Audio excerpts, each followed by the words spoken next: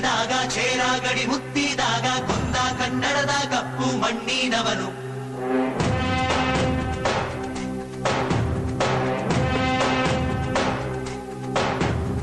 ವಜ್ರ ಬಲ್ಲಾಳ ರಾಯ ಸೋಗೆ ಬಲ್ಲಾಳ ರಾಯ ಕತ್ತಿಗಲೆ ಬಿತ್ತಿ ಹೋದ ವಂಶಾದವನು.